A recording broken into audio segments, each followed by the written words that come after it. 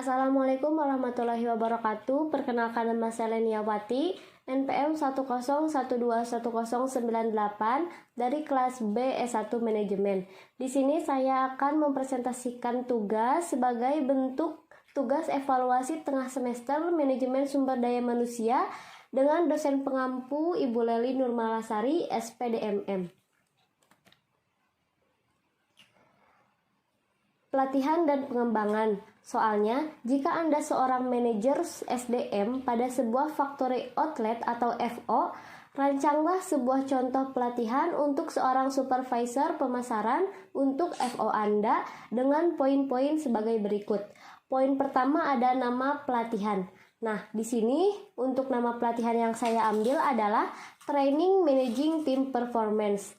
Melalui program ini, peserta diharapkan mengelola kinerja tim dengan baik untuk mencapai target yang ditetapkan, serta peserta mampu menerapkan langkah-langkah pengelolaan kinerja dengan efektif dalam mencapai target kinerja melebihi threshold setiap bulannya. Poin kedua ada klasifikasi. Klasifikasi di sini adalah pengembangan supervisor. Pelatihan supervisor skill ini dibuat khusus untuk mengembangkan kemampuan supervisory agar peran sebagai leader di setiap unit kerjanya dapat memberikan kontribusi yang optimal pada organisasi. Hal ini sejalan dengan peran dan fungsi supervisor sebagai bagian penting dan memiliki peran yang signifikan dalam merealisasikan tujuan strategis organisasi. Yang ketiga ada analisis kebutuhan. Analisis kebutuhan di sini adalah yang pertama ada organisasi. Organisasi di sini adalah perusahaan. Jadi analisis kebutuhan kenapa diadakan pelatihan pengembangan supervisor karena perusahaan membutuhkan hal tersebut. Yang kedua ada tugas-tugas. Tugas-tugas di sini adalah tugas-tugas seorang supervisor. Jadi pada pelatihan ini nanti dijelaskan nih tugas-tugas supervisor itu seperti apa. Nah, yang ketiga ada laporan karyawan. Ada kalanya laporan karyawan yang dibuat oleh karyawan tersebut tidak maksimal atau tidak optimal seperti yang diharapkan. Maka, melalui pelatihan pengembangan supervisor ini, laporan karyawan akan lebih ditingkatkan untuk sehingga menjadi laporan yang optimal bagi perusahaan. Yang keempat ada tujuan pelatihan. Nah, untuk tujuan pelatihan ini ada 6 nih. Yang pertama, memiliki paradigma baru sebagai supervisor yang produktif. Yang kedua, meningkatkan keterampilan, memberikan bimbingan, pengarahan, serta delegasi tugas kepada bawahan. Yang ketiga, membekali kemampuan dalam menciptakan lingkungan kerja yang produktif. Yang keempat, mengembangkan kemampuan supervisor dalam mengelola kinerja dirinya dan timnya sesuai dengan arah dan target perusahaan. Yang kelima, mengembangkan kemampuan untuk mengelola diri sendiri agar bisa melakukan introspeksi dan pengembangan diri untuk berperan efektif melalui supervisor. Dan yang keenam, meningkatkan kemampuan untuk membuat prioritas dan mengelola tugas mulai dari perencanaan sampai dengan kontrol. Lalu, poin kelima ada lama pelatihan. Lama pelatihan di sini untuk mengembangkan supervisor ini adalah selama 14 hari, yaitu 2 hari per minggu selama 8 kali berturut-turut. Nah, maksudnya di sini adalah pelatihannya kan dilakukan 2 hari setiap minggu, 2 hari per minggu. Jadi dalam 2 minggu tersebut ada 4 hari pelatihan. Dalam 1 bulan berarti ada 4 hari pelatihan kayak gitu. Lalu pelatihan ini memang lebih lama dari pelatihan pada umumnya nih, dikarenakan pelatihan ini sangat penting dan menyangkut kelancaran perusahaan ke depannya. Misalkan nih, kalau misalkan pondasinya kurang kuat kan ke depannya perusahaannya akan gampang hancur ya. Beda kalau misalkan pondasinya yang sudah tersusun dari awal, yang pondasinya kuat pasti akan lama bertahannya, seperti itu.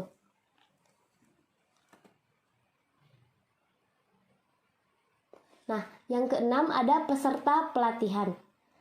Mengikuti pelatihan kerja bisa membuat Anda menambah lingkup pertemanan. Kamu akan bertemu dengan banyak orang dari berbagai kota atau daerah. Hal ini juga akan mempermudahmu mendapatkan informasi lowongan untuk memperoleh pekerjaan. Saat kamu bekerja, kamu akan dipandu oleh tenaga profesional yang ahli dalam bidangnya. Nah, untuk pelatihan peserta di sini sebenarnya bukan ditujukan untuk untuk seseorang yang belum menemukan pekerjaan, tetapi untuk seseorang yang sudah mendapatkan jabatan di sebuah perusahaan, tetapi diharapkan mengikuti pelatihan agar kedepannya saat beliau menempati jabatan yang sedang pelatihan saat ini, beliau akan melakukan tugasnya dengan optimal. Nah, peserta pelatihannya antara lain yang pertama ada manajer nih. Kenapa manajer? Karena manajer kan lebih di atas ya, lebih mendekati di posisi yang akan dicari. Yang kedua, asisten manajer. Yang ketiga, frontline manager. Yang keempat, supervisor. Yang kelima, asisten supervisor. Yang keenam, foreman. Dan yang ketujuh, calon manajer atau supervisor. Untuk supervisor dan asisten supervisor sudah pasti ya, karena kan di sini pelatihan dan pengembangannya memang ditujukan untuk supervisor. Nah, untuk calon manajer atau supervisor, kenapa nih harus ikut di pelatihan ini? Karena kan mereka sebagai bibit-bibit, sebagai calon manajer atau calon supervisor.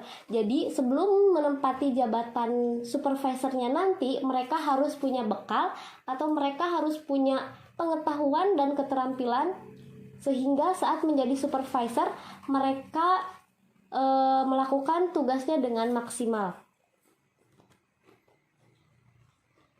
Yang poin ketujuh ada pelatihan. Maksud di sini adalah siapa yang melatih di pelatihan tersebut nih. Nah, di sini yang melatihnya ada pimpinan perusahaan. Kenapa pimpinan perusahaan? Karena kan namanya pemimpin perusahaan kan pasti lebih tahu keadaan perusahaannya bagaimana. Nah, pimpinan perusahaan di sini akan melatih nih, akan memberikan arahan kepada orang-orang yang mengikuti pelatihan tentang bagaimana perusahaannya bekerja. Jadi, salah satu pelatih dari pemimpin pelatihan ini adalah pimpinan perusahaan. Yang kedua ada 3 instruktur perusahaan. 3 instruktur di sini adalah biasanya orang yang khusus ditunjuk perusahaan untuk menjadi pelatih dari pelatihan tersebut. Biasanya orang-orang di sini adalah orang profesional dan sudah terlatih di bidangnya. Lalu poin ke-8 ada tempat pelatihan. Nah, untuk lokasi tempat pelatihan di sini kita akan mengambil Hotel Arya Duta di Bandung. Kenapa nih memilih pelatihan di hotel? Karena hal ini dilakukan untuk memberikan kesan nyaman saat pelatihan kepada trainee atau peserta pelatihan. Coba kita bayangkan kalau misalkan pelatihan ini dilakukan saat beres bekerja atau sore setelah pulang bekerja. Otomatis kan pikiran kita sudah capek-capeknya ya, sudah pengen pulang. Kalau misalkan kita pelatihan di tempat, misalkan di kantor, tempat mereka setiap hari bekerja, itu akan menambah beban pikiran mereka, menambah beban pikiran peserta pelatihan. Kalau misalkan di hotel kan sedikit mereka merasa rileks atau terhibur dan mereka mungkin akan merasa nyaman meskipun untuk tempat pelatihan setara dengan hotel yang cukup terkenal di Bandung memang memakan budget yang cukup mahal. Lalu poin ke-9 ada waktu pelatihan. Nah, seperti yang tadi saya bilang, kalau waktu pelatihannya adalah dilakukan setelah beres bekerja, setelah selesai bekerja atau sore-sore. Nah, di sini kan waktu pelatihannya dari jam 1 sampai jam 4 sore ya. Pelatihannya akan dimulai dari 2 minggu pertama setiap bulan pada hari Jumat dan Sabtu pada bulan Januari, Februari, Maret, dan April. Jadi selama 4 bulan mereka akan bertemu tuh dari setiap bulannya berarti 4 kali. Jadi setiap bulannya berarti mereka bertemu 4 kali. Berapa kali itu mereka harus mengikuti pelatihan ya? Kalau misalkan di kantor kan cukup melelahkan dan membosankan. Sedangkan kalau di hotel yang tadi saya bilang, mereka akan cukup rileks untuk menjalankan pelatihannya. Lalu yang ke-10 ada metode pelatihan. Yang metode yang pertama ada tutorial atau Metode yang pertama ada konsultasi. Metode yang pertama ada tutorial. Nah, tutorial di sini jadi nanti pelatih akan menunjukkan kepada peserta pelatihan bagaimana nih tata caranya melakukan pekerjaan dengan benar di posisi tersebut. Kan ini untuk seorang supervisor ya. Berarti tutorial bagaimana cara menjadi supervisor yang baik dan melakukan tugasnya. Lalu yang kedua ada konsultasi interaktif. Nah, konsultasi interaktif di sini adalah konsultasi dari dua arah. Misalkan konsultasi dari para peserta dengan para pelatihnya. Misalkan di sini kan pesertanya tadi ada supervisor ya. Udah jelas ada supervisor dan kepimpinannya nih. Dan di sini supervisornya berkonsultasi nih ke pimpinannya. Gimana nih apa aja yang dia udah kerjain selama menjabat sebagai supervisor, dan konsultasikan apa aja kesulitan yang dia lalui saat menjadi supervisor supaya nanti akan diberikan solusi oleh pelatihnya. Yang ketiga ada diskusi. Diskusi sebenarnya sama seperti tidak jauh beda dengan konsultasi interaktif ya. Jadi diskusi itu pembicaraan dua arah. Lalu yang keempat ada simulasi. Nah, simulasi di sini mereka nanti akan dibekali kayak praktek dari materi pelatihan tersebut. Misalkan di supervisor akan dilatih untuk memasarkan produk nih. Nah, nanti akan dilakukan simulasi atau contoh atau praktek. Jadi nanti pas mereka ke lapangan, mereka melakukan prakteknya dengan sangat baik. Yang kelima ada permainan kelompok. Nah, untuk permainan kelompok biasanya diberikan oleh pelatih supaya para peserta pelatihan tidak bosan. Jadi mereka akan merilekskan pikiran mereka terlebih dahulu sebelum melakukan pelatihannya. Sebenarnya memang pelatihan ini kan tertuju untuk kebaikan peserta, tetapi sebagai seorang perusahaan atau pemilik perusahaan untuk mensejahterakan karyawannya kan tidak boleh egois ya. Mereka harus memberikan apa yang terbaik untuk karyawannya supaya kedepannya karyawannya bekerja dengan sangat baik di perusahaannya. Lalu ke-11 ada pengujian prestasi. Nah, ujian prestasi di sini adalah ujian praktek setiap 2 minggu. Kan di sini kita sebulan ketemu 4 kali ya, setiap Jumat Sabtu di setiap 2 minggu pertama. Berarti setiap 2 minggu pertama akan ujian praktek tuh. Ujian praktek di sini kayak menguji pengetahuan peserta pelatihan apakah materi yang diberikan oleh para pelatih sudah masuk atau sudah dimengerti oleh para peserta pelatihan kayak gitu. Ujian praktek di sini kayak misalkan supervisor pemasaran nih disuruh ke lapangan, misalkan diperlihatkan, dipraktekkan di lapangannya langsung. Lalu poin ke-12 ada evaluasi. Yang pertama ada reaksi. Hasil belajarnya adalah akhir pelatihan dan 3 bulan kemudian. Hasil belajarnya ada akhir pelatihan dan 3 dan 6 bulan kemudian. Yang ketiganya ada perilaku 3 dan 6 bulan kemudian. Dan yang keempat ada penyimpanan hasil ada 3 dan 6 bulan kemudian. Maksud dari reaksi akhir pelatihan dan 3 bulan kemudian adalah ketika seseorang telah selesai mengikuti pelatihan, apakah peserta pelatihan mengalami perubahan apa tidak, seperti itu. Kalau misalkan tidak mengalami perubahan kan ada yang salah ya. Yang salahnya antara memang pelatihnya tidak menjelaskan dengan benar atau memang peserta pelatihnya belum mengerti dengan apa yang dijelaskan. Ke-13 ada tindakan lanjut pada perusahaan. Nah, saat ini kan pada saat ini kenapa dilakukan pelatihan dan pengembangan? Karena kan sebelumnya mungkin terjadi hal-hal yang tidak baik di perusahaan, sehingga perusahaan memutuskan untuk mengadakan pelatihan dan pengembangan.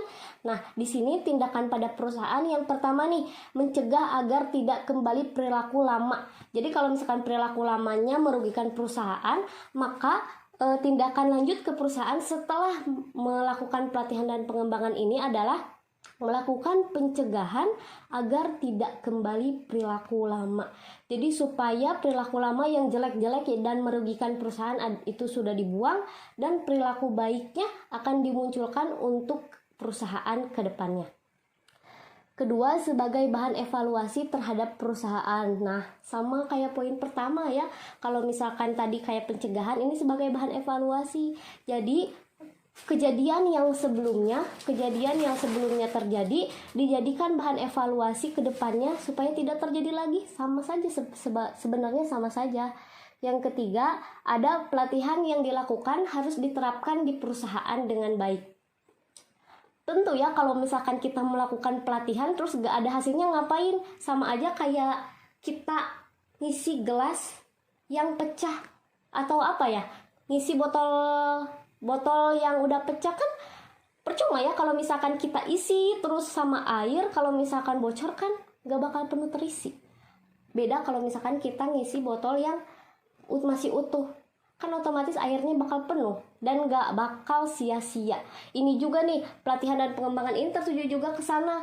Kalau misalkan nih para pesertanya cuma mengikuti karena perintah perusahaan tanpa adanya keinginan, maka pelatihannya akan sia-sia. Gak akan ada materi pelatihan yang nyangkut di otak. Kalau misalkan kitanya niat, kalau misalkan peserta pelatihannya niat, kan otomatis materi-materi yang sudah dijelaskan kan akan dilakukan oleh para peserta pelatihan nanti di perusahaan, diterapkan di perusahaan dengan baik. Lalu poin ke-14 ada perkiraan biaya perencanaan sebesar 50 juta. Ini sekedar perkiraan biaya perencanaan ya, karena kan untuk biaya di sini ada meliputi konsumsi nih, makan sore sama snack. Kayak makan sore kan gak mungkin kan peserta pelatihan itu kelaparan, pasti perusahaan akan memberikan konsumsi atau makan sebagai pengisi tenaga buat para peserta pelatihannya. Nah, sedangkan snack di sini kayak nggak ada salahnya kan kalau misalkan perusahaan melakukan etikat baik kepada para peserta pelatihannya atau memberikan kenyamanan yang lebih seperti tadi nih, pelatihannya dilakukan di hotel, kan itu udah nilai plus banget bagi peserta yang mengikuti pelatihan. Ya, lalu yang kedua ada gift trainee. Nah, gift trainee di sini jadi ini bakal ngebuat peserta pelatihan itu semangat. Kayak kita aja, kalau misalkan nih kita tahu misalkan di kelas ada juara, ada hadiah buat juara 1, 2, 3. Pasti kalau misalkan orang-orang yang ambis atau pengen dapat juara kan mereka akan berusaha bagaimanapun caranya buat dapat hadiah itu, buat jadi juara 1. Sama halnya kayak di sini. Kalau misalkan di pelatihan ada gift atau hadiah, maka mereka akan bersungguh-sungguh mengikuti pelatihan tersebut sehingga hasil kedepannya pun akan maksimal. Lalu yang ketiga ada transportasi peserta dan pemateri. Gak mungkin ya kalau misalkan dari perusahaan misalkan nih menuju lokasi pelatihan mereka disuruh jalan kaki. Gak mungkin kan? Pasti mereka akan harus ada uang transportasi. Kayak misalkan mereka nih diharuskan menggunakan transportasi perusahaan, misalkan mobil perusahaan. Karena kan mobil juga harus butuh bensin ya. Di sini biaya untuk transportasi adalah biaya selama pelatihan para karyawannya, kayak gitu. Lalu yang keempat ada alat-alat pelatihan. Alat-alat pelatihan ini sebenarnya menyangkut biaya di hotel juga ya, karena kan melakukan pelatihan di hotel kan nggak murah, pasti ada biaya yang harus dikeluarkan gede, apalagi ini dalam jangka waktu yang cukup lama untuk pelatihannya. Bayangin aja nih, setiap bulan 4 kali pelatihan di hotel, berapa biaya yang harus dikeluarin. Lalu poin terakhir ada perkiraan biaya perencanaan sekitar 200 juta. Ini sebenarnya meliputi yang sebelumnya, hanya saja ini kayak direncanakan setiap tahun, kayak perkiraan biaya setiap tahun. Karena kan setiap tahun tadi terdiri dari 4 bulan. Nah, setiap bulannya diperkiraan anggarannya 50 juta. 50 juta dikali 4 berarti udah 200 juta.